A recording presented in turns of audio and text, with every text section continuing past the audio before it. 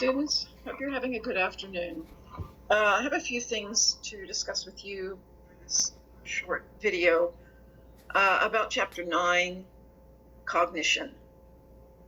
Before you started the early childhood program, you may not have been familiar with that term, but that's the term that is used in early childhood development as referring to a child's ability to perceive his world and the different stages of cognitive development. We know so much about this from Piaget and Vygotsky, among others.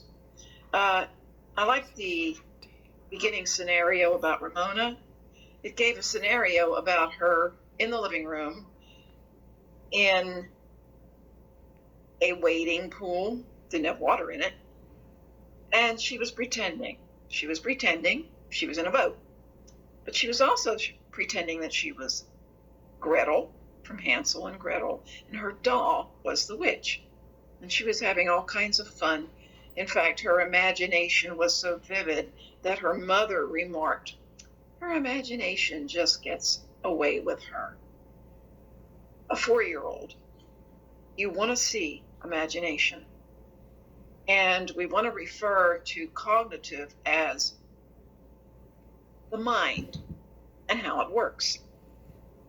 And applying Piaget's teaching to early childhood means that learning should be child-centered and it should be based on their interests. Children in ages, say, 2 through up to 5 or even farther into age 6 are in what Piaget called the pre-operational stage. And this is the stage where they are taking everything literally, and hopefully their imagination has opportunities to grow and flourish. And in this stage, as well as even later in the concrete stage, learning occurs best when it is self-initiated and it occurs through play, which means teachers must give those children 1-hour blocks of time for play throughout the day. And of course, the learning must be individualized because every child is different developmentally, so each teacher needs to know the individual needs of the child. Also, social interaction helps the child to modify his or her egocentric behavior or point of view. And that kind of leads to Vygotsky, because Vygotsky believed that children really won't learn much unless they're in a social context, which means children learn best when they are around other children and adults. This is where they can socialize, and this is where they can learn best. The chapter also discussed views of Howard Gardner, his multiple theories of intelligence, and this applies not only to children, but adults. And we usually gravitate towards a certain way of learning because we feel that it's easier for us, where that's how we learn best. For me, it's visual. I like to see things, but it's also musical. If I can put anything to music, I'll remember it much, much better because I'm drawn to the musical way of learning.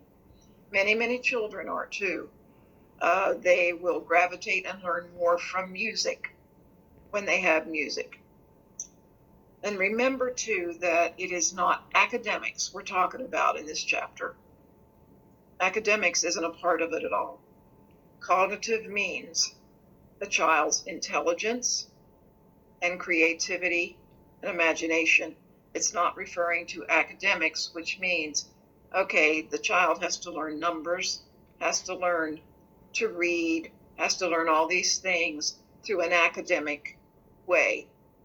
We think of that a lot of times as the teacher is pushing the skills onto the children, whether it's sitting at the table doing worksheets or whatever. We do not believe that. We do not teach that because we believe that these children are going to learn these important things through play, quality play experiences, and they must be given that opportunity. If we try to push this stuff onto children too young, eventually there's going to be a burnout.